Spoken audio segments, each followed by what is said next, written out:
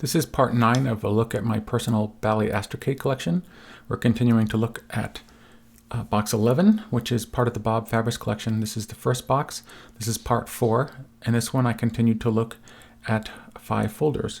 Those folders are a miscellaneous folder, folder 16, which has different material in it, and then there's a folder labeled as Bally Owner Group, another as Review Scheme, and this is a scheme that Richard Hauser came up with to review programs in general, folder with memory schematics, and then commercial programs.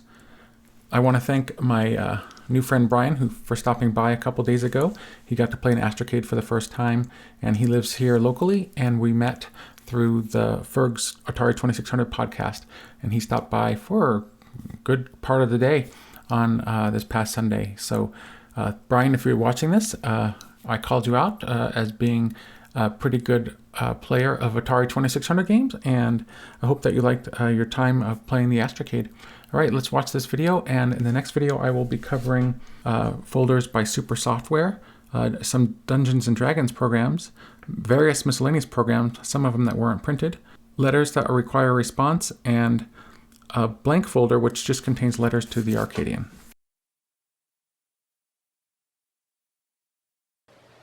Welcome for the first time, or thanks for coming back again. I'm going to briefly cover the 5 folders that I went over in the last video in this series covering my Astrocade, also known as the Bally Arcade collection that I have in my personal possession. I have about 18, 19, maybe 20 boxes of material, and so far in the last 3 videos, this makes the 4th one where I'm covering box number 1 of the Bob Fabris collection. Bob Fabris was the person who published a newsletter for about, let's see, from 78, 79, 80, 81, 82, 83, 84, 85, 86. I think more like 8 years or so for this system. And he was the editor, and he had a large selection, which over the years has been passed around and eventually was split between someone in the Astrocade community and myself. This is either news to you or you know it already and you don't need to hear it anymore. If you review previous videos in this series, then you'll hear the rest of it. So what did we cover in the last episode? We covered, and I'm showing this to remind myself and also so that you people can go back and watch them if you're interested. So we covered a folder called Programs. Another one had several commercial programs by someone named Steve Walters. And then AMI data for the custom chips, miscellaneous folders, which I think were schematics and letters. No schematics, but miscellaneous letters and things like that. And then Project 4, which was covered some information from the early days of the Blue Ram work that was done by Perkins Engineering, John Perkins and Clyde Perkins. And in a second here, I'll show what I will be covering in this episode. In this episode, we will be covering 5 folders, hopefully again, depending on how much time I have. And we'll be covering folder 16, which is labeled as miscellaneous, a folder called Bally Owners Group, another one called Bally Owners Manuals, and 2 more, a review scheme by Richard Hauser, and memory schematics. And I don't know if I'm going to cover, I might have, some of these seem awfully thin, maybe I'll cover commercial programs as well. If you happen to have watched the last video, then I did give a quick overview and opened up each of these folders. If not, then these will be the first time that you've taken a look at these. And if you're not familiar with the series, I don't look at it first, so I don't really know exactly too much what is in here, except for years ago when I scanned this collection, which was, in this case, it was scanned 9 years ago. So I mean, and I've looked at some of it since in PDF format, but most of it not. So this is all new to me, and I hope that my surprise and my enthusiasm for the system shines through so that you can enjoy these videos as much as I enjoy making them, because I really am getting a kick out of going through all of these. Our first look is at folder 16, which I labeled miscellaneous since it didn't have a proper name. And we'll go a little bit into depth in this one. I'll see what we have, and I'll, as usual, I'll probably read a little bit from each one. And I try to get across to you guys that every single time, because this might be the first time you've watched this video, that all of this information has been scanned, you can look at it all in detail. So if you find that I say, oh, look, here's this looks interesting, and I flip it over and you don't get to see anything that's in there, but you happen to spot that it says something like, this is from Michael Ivins, you can find this information on archive.org or on ballyalley.com. If you do a search of both of those places, you'll show up with Bally Alley or the Bob Fabris Collection, and you can download nearly 100% of this collection. Not quite, but most of it. All right, so let's get started. Seems to be a letter from the Bally Consumers Division. Let's see, to Michael Evans, I guess, and it's dated from January 29th, 1980. And what does this have to say? This is sincerely from Bally, and it says, thank you for your letter regarding future expansion of the Bally computer system. After undergoing intensive market analysis, we have found that the current market conditions do not favor the introduction of our expansion module Level 3 this year. However, we are continuing to manufacture our game and Videocade game cartridges as well as Bally Basic. We have enclosed information regarding membership to the Arcadians and Cursor, which are the newsletters, and there are 2 independent user groups that publish periodical newsletters which contain current information on our products as well as articles on software and hardware. Again, we thank you for your interest.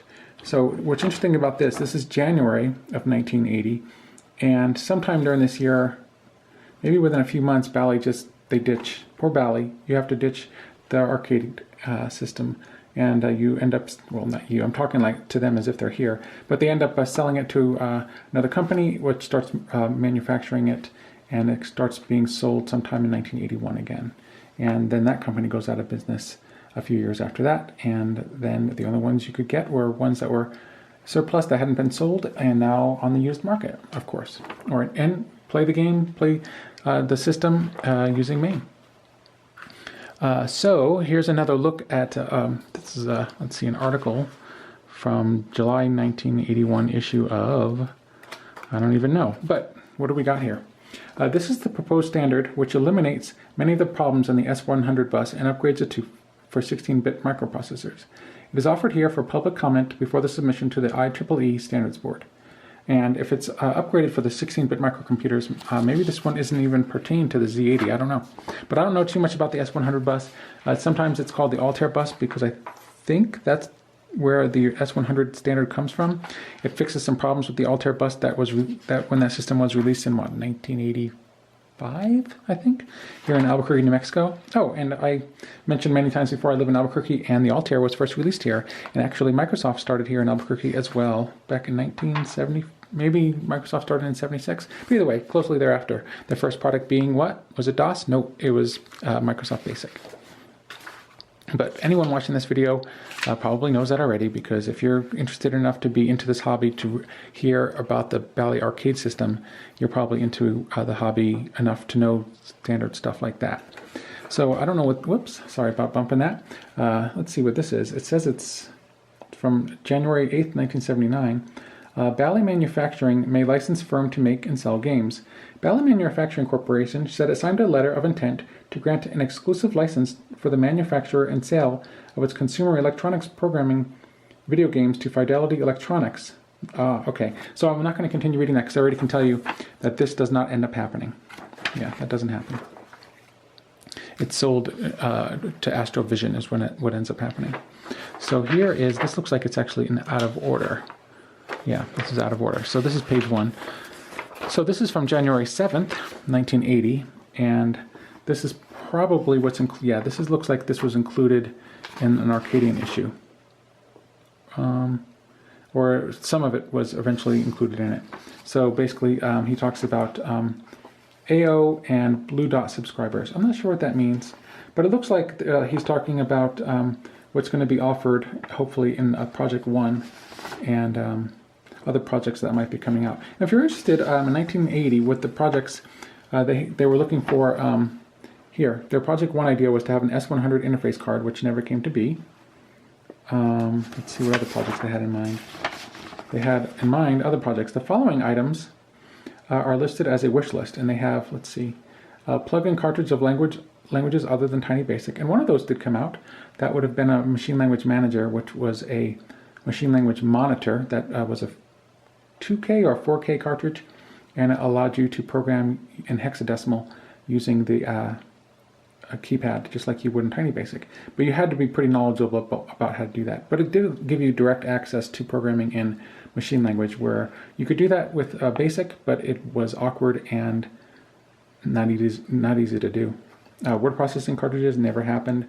Modem never happened on cartridge. Self-diagnostic cartridge, kind of, that happened. That was kind of released. A computer control of external devices, no. Well, sort of, but I guess not as... I guess some of the stuff all did come out. Let's see. If we don't count on cartridges, what came out? Inventory programs, yes. Indexing, keeping track of things, yeah. Word processor, yep, came out on tape. Modem access came out on tape. Self-diagnostic software did come out. Yeah, there's a lot of this stuff coming out. Light pen, talked about that in the last episode. All right, a postcard of information, which is... don't know what that is, but it looks like Bob took some notes on there. Some scribbled out paperwork. Yeah, who knows? I mean, wow, so much archived material here. Like, I can't believe that Bob Fabris was able to save this entire collection. Like, what? Like, I know this is just a curiosity, but you take notes and you know, some of these people's names I even recognize, like just by looking at their last names. John Collins. I know that guy's first name, but I can't remember off the top of my head. And Dave Stalker, yeah. So he was probably maybe on the phone finding out people's names and information about them and just wrote a quick note to himself, but he kept it. You know, I wish I was that thorough. A liquidation sale for the Astrocade. So this is October 31st, 1979 from the Wall Street Journal. Doesn't say what page, but they had what? It looks like a quarter-page ad. So, liquidation sale. Bally Arcade game or home library computer, originally $300, now only $49.95 while supplies last. And this is in 1979. This is well before the supposed American video game crash.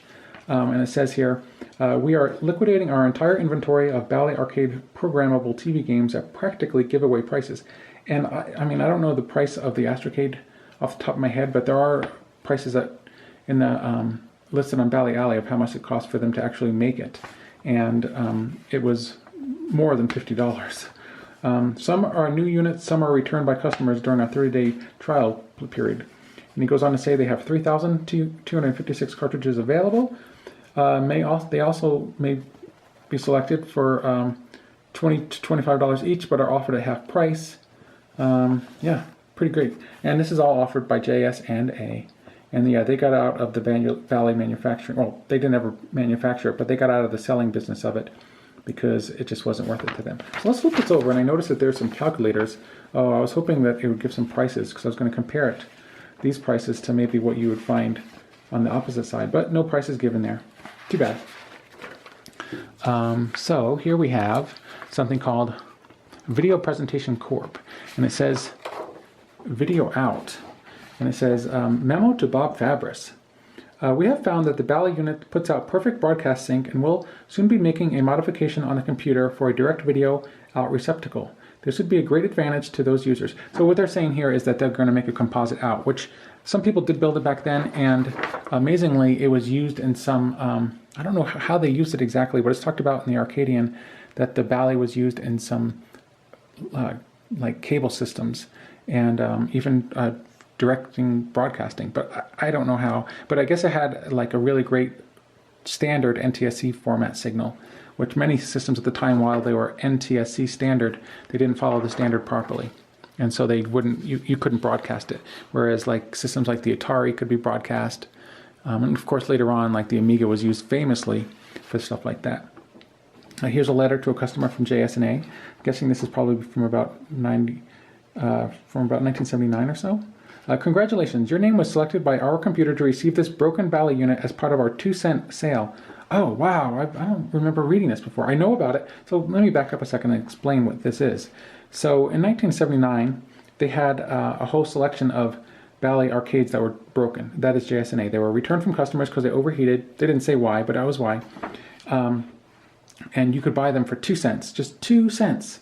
And many people did. The Arcadian got together and bought a whole bunch of them, and they were repaired by many people who were members of the Astrocade community and then resold. It says here, in our advertisement, we mentioned that Bally will repair your unit for $24.95. This was basically that wasn't true, it turns out. In fact, I think Bally threatened to sue them for saying that because they weren't going to repair units that they didn't sell, you know. But yeah, so interesting. It doesn't say who this is. Huh. Yeah, that's great information to have there. Here's some information from Bob Fabris, and I'm not going to go into this because I'm getting bogged down in the details here. But this is I don't know who. Oh, I see. I could actually read what this is about, but I'm interested in doing that because it's from Larry Simoni. I'll read his name there. But he ended up writing an article, well, more like a handbook. I think it was called Z80 Mini Course that taught you how to use Bally Basic, not Astro Basic, but Bally Basic, and with some modifications, you could use Astro Basic to program in machine language. And that's a great little, it's a great documentation, and you can find that on ballyalley.com. Let's see, some handwritten notes, and these are like among my favorites, handwritten notes. I'll just read the first paragraph because sometimes they're intriguing. They start off great. Dear Robert, hope you received my 1980 contribution to the Arcadian. And who is this from? This is from something marker. I don't know. I am very pleased with all of the interesting info you have compiled on the unit. You obviously put a lot of enthusiasm and effort into the project, and I hope you feel rewarded for your efforts. I hope so, and I'm glad he did, because now it's been over 40 years later, and I'm still going through this collection and still getting as much enjoyment out of it as these readers back then did. So, great job. Here's something from someone named Dave Shannon, and this is written November 9th, 1979, and he says, Dear Bob, encloses my renewal for the Arcadian. A great aid in the evaluation is in my evaluation in BASIC. Please include me on your mailing list for the add-on. Okay, so neat. And, oh, this is kind of cool. I don't know when this is from, but probably from 79 or 80. And this is a list of the known dealers that Bob knew. And he lists them here in handwriting. And I think some form of this was available either in the Arcadian or through the Arcadian. See if I recognize any of these. Ron Schwenk, I recognize him from ads. ABC Hobbycraft. Now that company is still around today, in 2021, but of course they don't carry the Arcadia, or I mean the Astrocade, Digitrends, Don's Music Center, Bryce Audio Video, Bren's Recordings, WM Sefton, Midwest Sales, Calvin's TV, Kaplan Appliances, Video 2000, I love that name, Gerald Video, Gaghart TV, Video Concepts, World of Video, Meldly TV, Starbase One, Home Computers, M&M Distributing, RTS Elex, Southtown TV, Carl Will TV, and Harder TV and Appliances. Okay, do you notice anything wrong with this list? There are no major dealers here. He doesn't even list Montgomery Ward, and that's a shame. And it's one of the reasons that the Astrocade just didn't do well, is because the strategy that was made by Bally in the beginning to distribute through JS&A just did not work out. And it's more than just that it didn't work out. It failed miserably because of the overheating problems in the beginning of the system. And the system was never able to recover, and then it got sold on to another company that sold it for a while, for a couple of years. All right, let's see what's in the next box, and from there we'll just keep on going. This segment, I notice, is about 15 minutes long, so we'll see. I'll see how many folders I get through. Maybe not all 5, but some of them. This second folder in here is called the Bally Owners Manuals, or Bally Owners Group. I can't quite tell. It's got just a few sheets of paper and then these folders. We'll see what's in this one.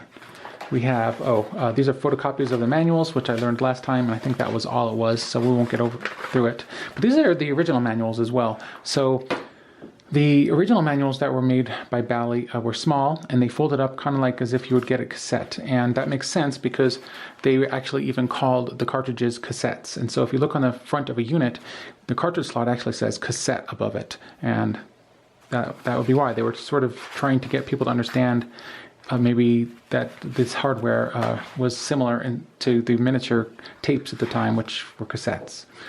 These are all backwards. I hope not all of them. Some of them are. Anyway, we've got a list of, it doesn't say what this list is for, but it's a list of names. It's a list of many names. Yeah, okay. On from there. On from there. This seems to be pulled out of a catalog from March 22nd, 1978.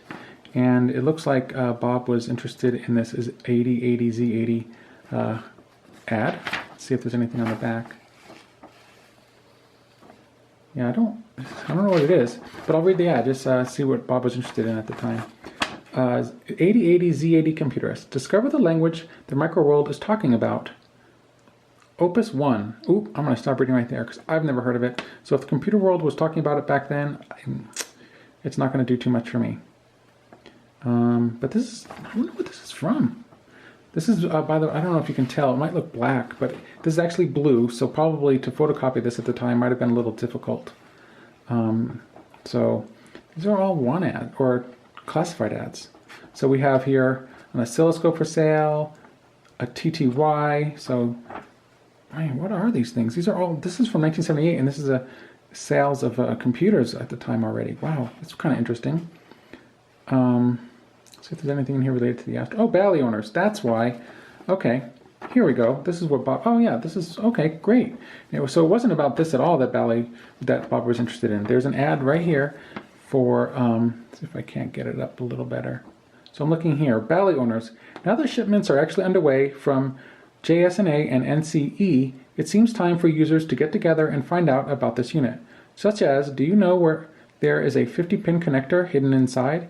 If interested in a user group, write Fabris, and then he has his address. And obviously people did. And so this is early enough on, so March 22nd, that would happen to be like just shortly thereafter, maybe a month thereafter, is the first issue of the Arcadians, which had 5 issues before the Arcadian came out in October 1980, or 78. Man, how am I keeping these dates in my mind? I guess it's because I've been going through this collection recently, so neat. Yeah, so that's awesome. So we have here a letter from March 15th, 1978, from William, oh, excuse me, this is probably from Bob. No, this is from Ernest Sams. I'm not sure what this is about. Let me get a hold on this. Dear Mr. Mitchell, first of all, let me thank you for sending us purchasers of the Bally Home Library computer, of the Bally Home Library computer, as much information as you do about the product and the availability dates. Okay, so this is written to JS&A. Oh, wow. So in the beginning, they were doing the best they could when they were selling their units. So the system, remember, went on sale, well, yeah, I guess technically it went on sale in 1977 in the fall. From the first ad for it was in September in Scientific American. And so people could start ordering them that early. So let me continue from here. If the home library computer turns out to be able to live up to its advanced publicity, and I see no reason why it shouldn't, it's going to be a great system. I'm especially anxious to get my tiny basic cartridge so that I can test the computer's potential. Yeah, and that's what many people waited for. And so this is March 1978, and it didn't ship until maybe sometime in September. So he had many months to go. So here, it says that Ernie Sams, who wrote quite a few programs in the early days for the Arcadian, and then by like 1979 he moved on and bought himself an Apple II because he just couldn't live with not getting the ad under. He says, I know the home library. I ordered the home library computer on September 26, 1977, along with the 5 cartridges that were then available. And he puts that in quotes because nope, nothing was available. The story about the basic unit not being shipped on time is now history for me because I received the unit. In this folder, we find it's called Revised Scheme by Hauser. So this is a review scheme that was going to be used in the early issues of the Arcadian. In fact, it was used for a little while to review basic programs, and I think in the early days some cartridges. But there was such a dearth of cartridges for the Bally Arcade that it probably wasn't used for long because they ran out of cartridges to review pretty quickly. So here's a blanket one, and I think they were hoping that it would cover what language it was in too. So let's see what they have here. So we have source code. So that would have been, I don't really know how this worked. There are examples of it in use. So basically, you'd have this. This kind of looks like it's kind of hard to read here, but you'd have this. You'd circle your scores. And my buddy Chris++ hates scores. Maybe he doesn't hate scores, but he'd prefer to read something long that says, the program is great because, or the program is not so great because, or even though I hate this program, you might find it good because, but rather than seeing program documentation just a 0 to 9 and then someone rating it a 6, what does that mean, you know? And I guess you can, yeah, I mean, it's a nice quick overview and an easy way to find out if a program's good, but it's just one person's opinion, you know? Okay, here are possible reviewers. So in the early days of the Arcadian, there was a call out from Bob Fabris for reviewers for the system. And these are people who answered the call. Steve Wilson, Don Daniels, Bill Ruger, Phil Schaefer, and Richard Hauser. And Richard reviewed some, I can't remember off the top of my head if any of these people did, but probably a couple of them did at least. Okay, here's some more information on this review pad, or this is the review. You know, something I should mention, since I did know Richard Hauser personally when he lived here in town, I know that he created all this information and his source book.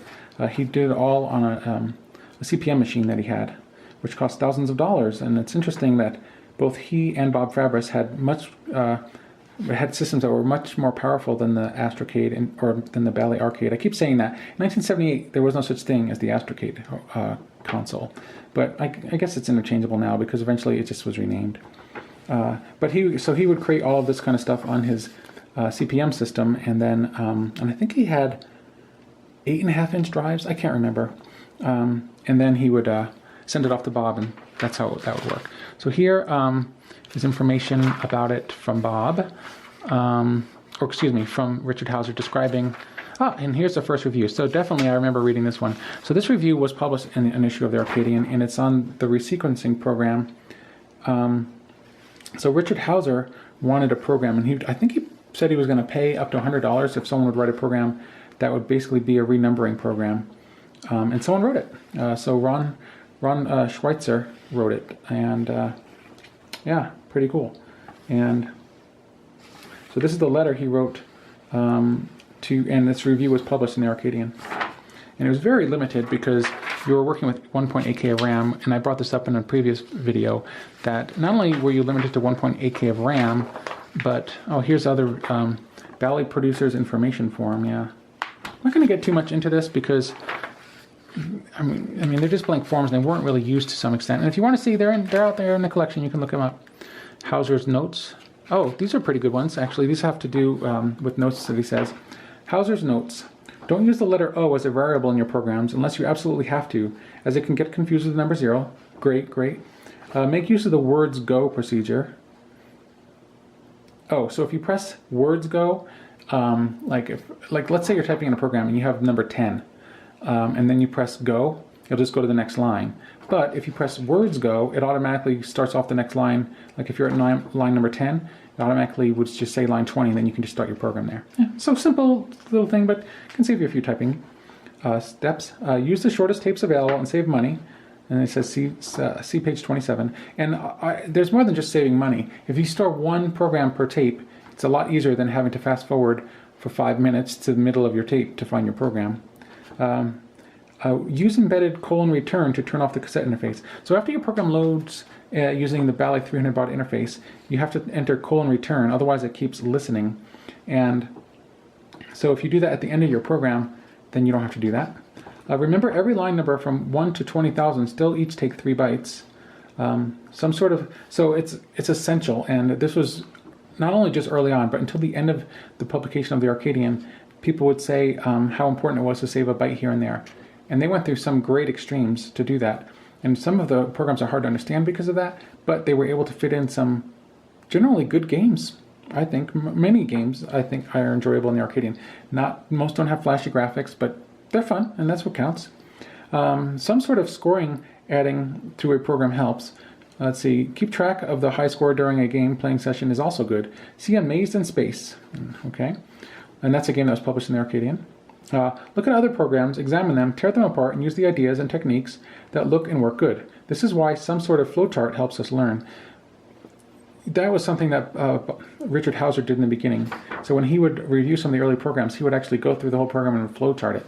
Now that is someone who's dedicated to a review. Too hard. Save the lines 1, 2, 3, 4 for lead into the program. I'm not sure what he's talking about there. Use the Bally special features when programming handle inputs, color, sound, graphics. Several things make programs attractive to users: originality, scoring routines, sound, skill requirements, good graphics, and use of handles. Yeah, that's all true.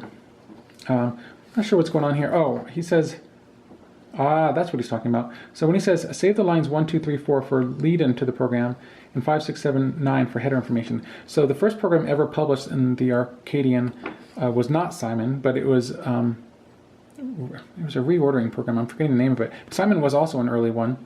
Oh, it was called Reverse, and I think Brett wrote it. His name is actually misspelled here. His name is actually spelled Bilbrey. And then he says, we need more music programs, and they were to come. They were to come. And then the dimension statement and how that worked. Oh, great. Those are great tips. Anyone watching this video is probably snoring right now because you're watching this to find out about the collection and not to how to understand how to write in BASIC. But hey, this is my video. Alrighty, so this is review policy from Richard Hauser. Contributors to the Arcadian. I'm not going to go over that. Use of the Bally review forums. Here's another forum that he tried to use, and I guess in some ways this was used because you can see here he is already changing his earlier form, which had numbers that you would circle. But here there's spaces for you to write in more about the program. So that's great. So here's an example on this next page.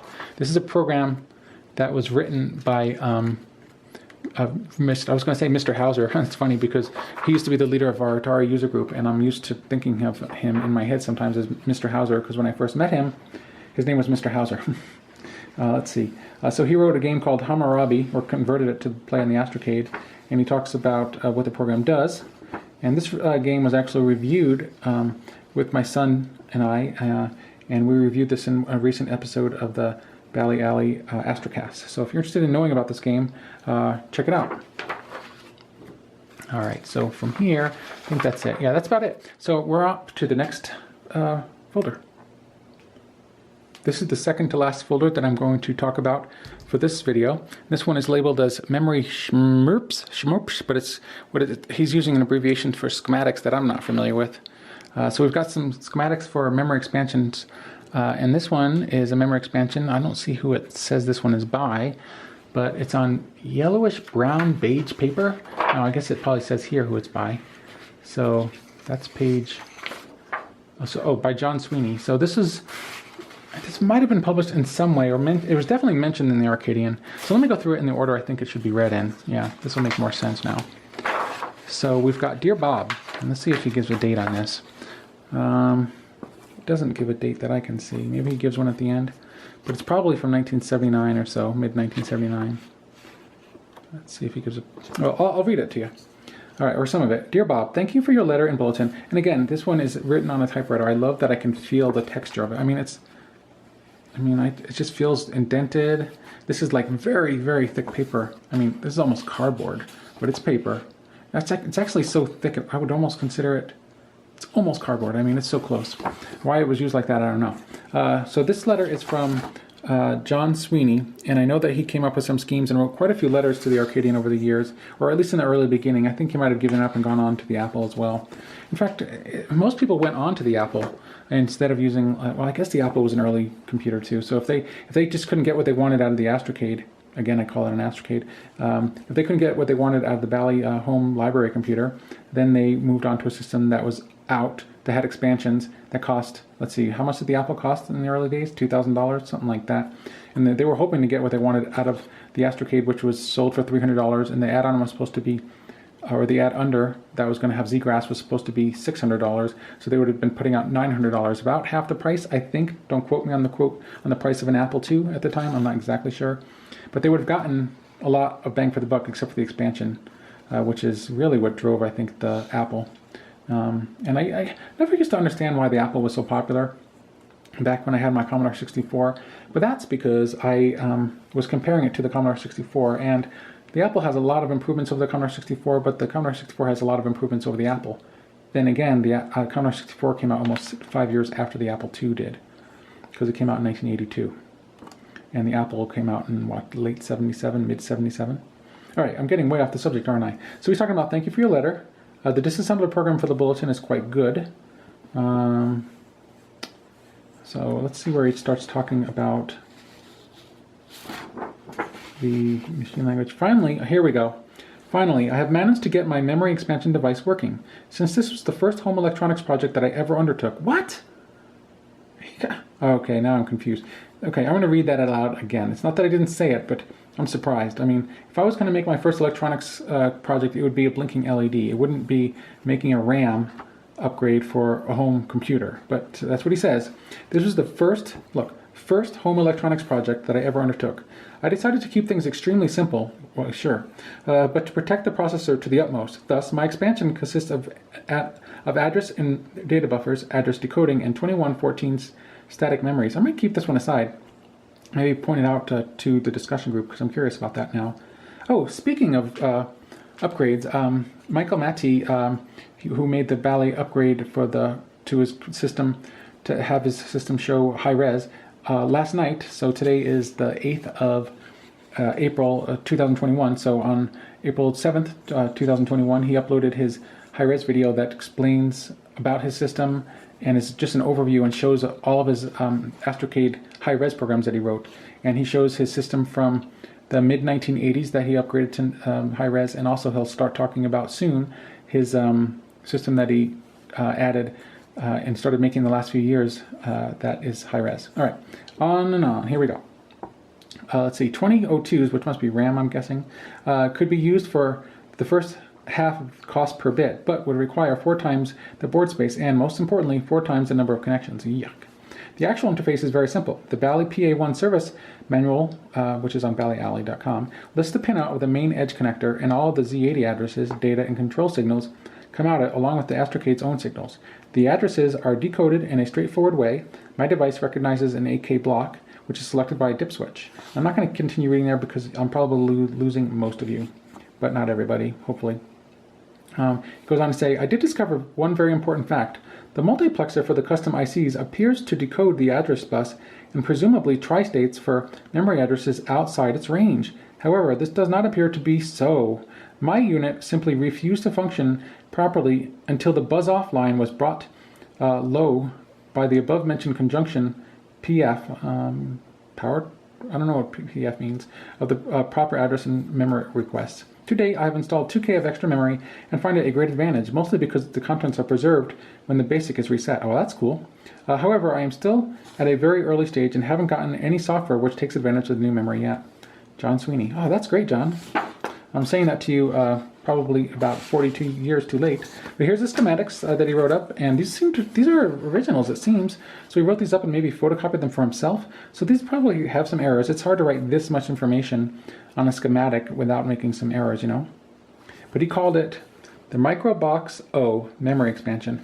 And I'm not looking at how he got power. Oh, he does make a power supply. I was going to say, I wonder if he was getting power from the Bally, but he makes a power adapter. So that's good. So that's great. What else we got here? Here's just a couple more pieces of information. Dear Bob, and this is from Scott Gabriel. Let's see what it says here. Scott Gabreth. Enclosed are funds to cover, let's see. And he says that he's presently working on a S100 interface. So I'm not sure if that came to be. But there was at least a couple of people who are working on interfaces like that. So they could use cards that were made for like the Altair lines and for basically the CPM machines. DB Electronics, two-way radio repair, June 14th, 1979. Let's start out informal. You call me Dan, and I'll call you Bob. Okay. Now that is settled, enclosed you find my check for $5. Let's see. And then he goes on. Here's what Bob was interested in. He says, however, we are in the process of interfacing an ASCII keyboard to the Bally. What? Haha! It is possible to add 16K of RAM out the back. Also installing RS level 2, not sure what that means, and a printer. We hope. Oh, Radio Shack level 2 basic. Oh, that's interesting. So for those not familiar, Tiny Basic, which is the basic that is version of the that's basically Bally Basic and Astro Basic, is also, so Radio Shack level 1 basic is basically just tiny basic. So it's actually an even less powerful version of Bally basic, because it doesn't support, I don't think it supports graphics. In fact, the Radio Shack computers didn't have graphics in the early days. So, but he's saying here that it's possible that to get the Astrocade to run Radio Shack level 2 basic. So I'm not sure how that's going to work. Yeah. But he says, we hope to do this in the near future. And to clear something up here, the early Radio Shack computers used the Z80 CPU, which is the same one that was used in the Astrocade. Says, we have written many heavy games. However, because of a 1.k memory, we keep running out of memory, thus messing up damn good game. Oh, let me read that again, because that's amusing. So people ran into this with the Bally all the time, and so they had to pare down their game. And par down? What's the proper expression there, Chris++? We have written many heavy games. However, because of the 1K memory, we keep running out of memory, thus messing up a damn good game. I see. So he's basically running into the same problem as others. And many people moved on from the Astrocade because they came across that limit and were like, well, I need more RAM. And until like 1980 or 81, when the blue RAM was produced in larger numbers, it was easier for most people just to go out and get a system that had more RAM. And can you blame them? And by, let's see, this time, yeah, there was a whole bunch of options. If you wanted good graphics, your best bet at the time would have been the Apple II. Soon, in November of 1979, the Atari home computer 400 and 800 come out, and that has some of the best graphics of the time period. All right, so that's that, and that is the last folder here. We have one more folder to go. This folder has a simple name. It just says simply commercial programs. We'll open it up to the beginning, and we'll get started. We got a letter from Mike Peace, which it says, there's a date here in the corner. It looks like it was handwritten by Bob. It says November 21st, 1981. Oh, okay, so received, not November, received September 21st, 1981. And I think I might have read this last time. Maybe I did, because I went through this box very briefly. So it says, sorry, but I forgot to get this sent out to you. This is the latest game. There are two versions of it. One uses machine language graphics and the other uses just two different size boxes. The second version runs faster, but it can get confusing unless you stay on your toes. To input, and then he says what you got to do. And then he says the object is to stay away from the bull and eat all the clovers in the field. So this is one of my favorite games of any sort for the Astrocade, and it's called Look Out for the Bull. So this would have been sent to you on tape. It says proprietary here, because again, this was not to be sold or printed in the Arcadian, or it was sold through the Arcadian. It wasn't to be printed in the Arcadian. Although by volume 6, there are some Wavemakers games that were printed in the Arcadian with the permission of Mike Peace, the person who wrote those games. So we have here on the silver paper, this is the thermal paper again, which can only, by the way, ever be printed on one side. I don't know if I've ever mentioned that. So this is the listing, the complete listing for the entire game. Let's see if I can't put it down here so you can see it all. That's the complete listing. That's an entire game. It's probably a little bit pretty hard to see, but for one full game. You can download this game, try it out under emulation, which runs a little slow, I think, the basic games. But you can try it, get a good idea of how it works, and continue on here. Here's something by John Collins called Decode, a program. And most of these programs are probably archived in ballyalley.org, so do a search and see if you can't find it. Proprietary information. Here's a second version of Look Out for the Bull. And the version that he was talking about earlier that runs and uses machine language graphics, that's because by 1981 they figured out how to use the onboard routines in the Bally Arcade, and they were able to take advantage of them to get better graphics. So here's the program, and I'm going to point this out to Chris++ here, because we played John Collins' program, and actually Chris was able to he tried to get in touch with John by writing to him. He found an address for him in Florida? So this would have been probably, I don't know, 2 or 3 years ago, and he tried to find out if he was there, but he never was able to get in touch with him. But this would have been a simple graphics adventure, and we never got to play it because this is the only way we can enter it. And I talked about this very briefly in the last game, not the last game, but the last video that I made when I went over these folders, like all 5 of the folders in about 5 minutes. So I should continue here. John Collins wrote a really great graphic adventure that Chris and I covered on our podcast. I think so. We definitely covered it in a video, or I covered it in a video. And so it's a graphic adventure that fits in 1.8K. How we did that? It's amazing. I actually went through, not this one, but the previous program, which is very similar to this one. And the trick is that he kept, well, obviously he kept data in the array, but he did it in a really efficient manner. And I also mentioned last time that I want to type this program in, but I just can't trust that he got all these numbers right. Otherwise, I can get it typed in. But look, check this out. So what you do is after you type in this program, I think, or maybe before, you would start loading the at array, which is called. I'm not going to get into what that is. Either you understand it or you don't. But it's an array at the bottom of RAM for BASIC, and you can load. So first, you also have to load these variables, preload them. So this was probably written for Bally Basic. So if you want to type it in. So that's pretty neat. I don't know. I'm never going to have the time to type this in, but if I wanted to, or if someone else wants to, hint, hint, it's possible. So my friend Chris++, if we ever play this game, it's because I was bored one day and I listed all this in. So yeah. So what's interesting is so how you start it is you'd start putting the data in the addresses. So you put in 100 here, 520 there, and I have an explanation of how the previous program works. I'll put in the show notes. I'm trying to remember the name of it off the top of my head and I just can't.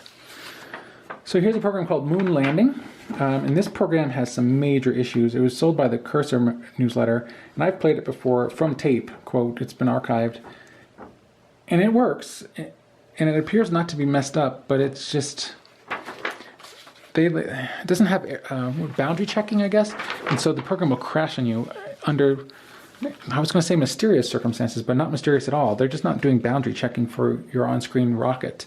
And yeah, not good, especially since it uses some machine language subroutines that just, so when the program crashes, you got to reload it again. I mean, all right, here's some green bar paper. These are programs by John Collins, and he's got programs called, let's see, he's got some called Oh Hello, Inspector Clouseau, Decode, Checkers, Bowling, Hangman, Chessboard, and Bally Alley, or Bally's Alley, an adventure game, which is a fantastic name for a game if I've ever heard one, right? And I say that if this is the first time you've ever watched any of my videos, I have a website called ballyalley.com and you can visit it. Other people may know this already. So here are the instructions for Bally's Alley, that game I just showed there. Or it's not really the instructions, I don't think. It's more like, yeah. So, yeah, I should investigate that some more, maybe type it in, but I know I'm not going to do that. So we've got a program here, and it goes along with Tim Hayes' XY tutorial. And this is the last thing I'm going to cover besides going over what I'm going to cover in the next video. And I feel like I'm talking really fast, but it's because I'm so excited. Man, going through these folders is riveting to me. It's probably boring as all heck to watch, but I just love it. So this is let's see, how many pages is it? About 12 pages, 12, 14 pages. I think in total it's about 13 or 14 pages. But it's on how to use the XY command in BASIC, which isn't really talked about in the Bally Basic manual, but it's available. And so he talks about how to use it. And he ended up writing some software for the Bally system that allowed you to use it so you can make complex graphics, I was going to say easily, but much easier than you would normally do it by constantly using the box command and telling it from one part to another. And he also wrote some programs that went along with this so that you could convert some screen coordinates easily, and you could draw your programs on screen easier. Now, what's interesting about this is Tim Hayes, the author of this, is interesting because he went on to use an Apple, and he's got some features in like 1980 in like, I think Byte magazine, and or did I say the Apple? He actually went on to use the Atari 8-bit, and I've contacted the Antic podcast because I think he'd be an interesting person to review because he has some of the very earliest software, and his software company was called Seabreeze Computing, and he wrote software for the Bally originally, and then went on to write software for the Atari home computers, the 8-bit line, in the late, I think early 1980s. But he also is considered to have the first 3D program for the Atari 8-bits that was available commercially, according to this article I read in, I think it was Byte magazine. But that makes sense because it was written and published in either 1979 or 1980, and that was the the system wasn't even available until November of 1979 in limited quantities, I think. So even if it was published in 1980, it was very early. So if it wasn't the first, it's among the first.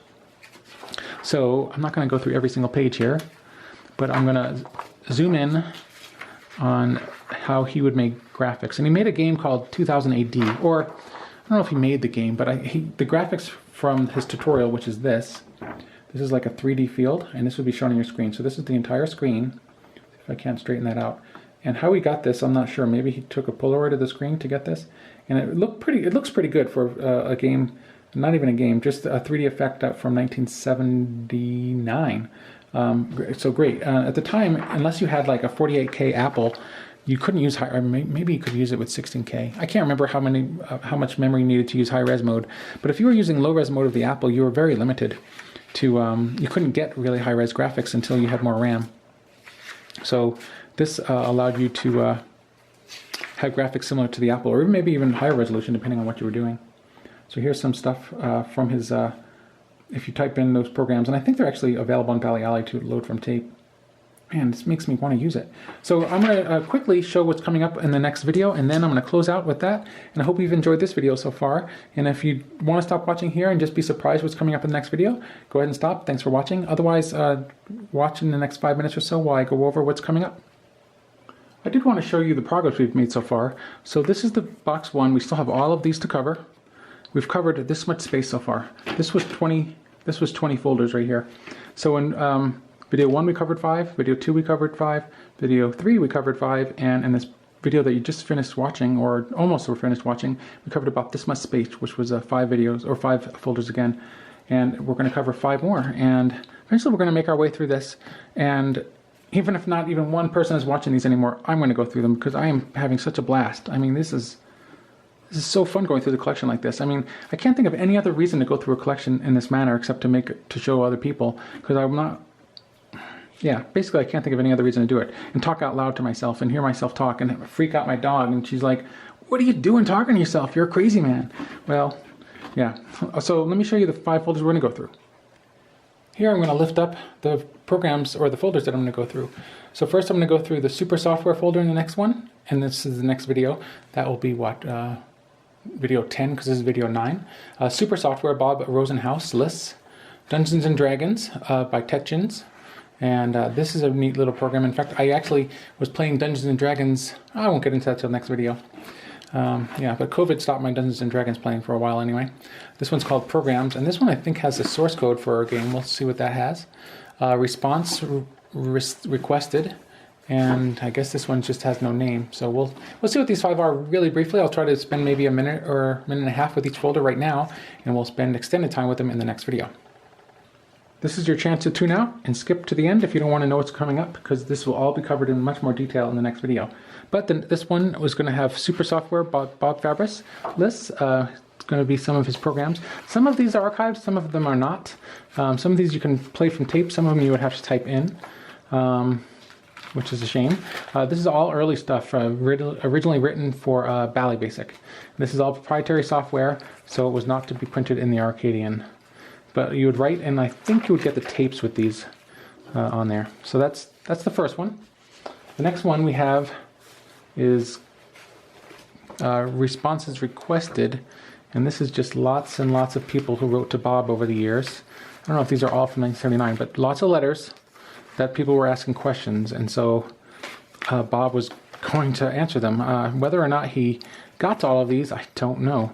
In fact, if he didn't, maybe we can answer someone today, and maybe they'll stumble across this video and be like, "Oh, well, I'm glad I finally got my question answered. Thanks, Adam." Yeah, well, probably not going to happen like that, but neat stuff. Code practice, don't know. There's even programs in here. So didn't expect to see those there. So now we have programs. And I just realized I'm doing this in the wrong order, but that's okay. Here's a whole bunch of programs, some in BASIC, and that were printed, and some weren't. Battle of Numbers, Memory Contents was printed. Now here is something interesting, which I'll go over details later, but this is a green bar printout of a program called Invasion, and there's actually a program that was released for the TRS-80, and someone was trying to figure out how it worked. And I don't know if they were trying to port it to the Astrocade, I don't know. But they disassembled the program. Neat. All right, so I'll pause this here for a second since I didn't have all the stuff out that I thought I did, and we'll go over the first 2 folders that I'll cover next time.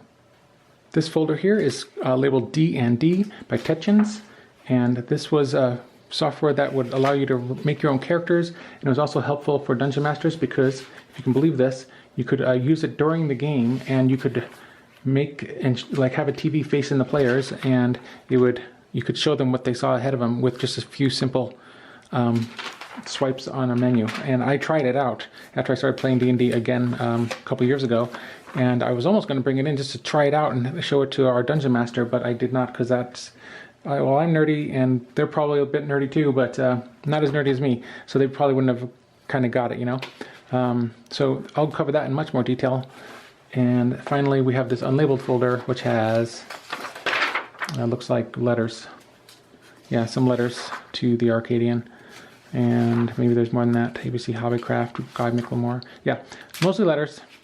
We'll see what they are any next time. And maybe I won't be able to cover all these again, but I'm getting a handle on this and trying to cover as much as I can. But there seems to be a lot of letters in this one. We'll see. We'll see what we can get to. As always, I hope you've enjoyed watching. Thanks again. Come back for more if you can stand it. And maybe start up your Astrocade, start up an emulator. Just play some games. It doesn't even have to be the Astrocade. Play the Atari 2600. I'll forgive you. Thanks for watching.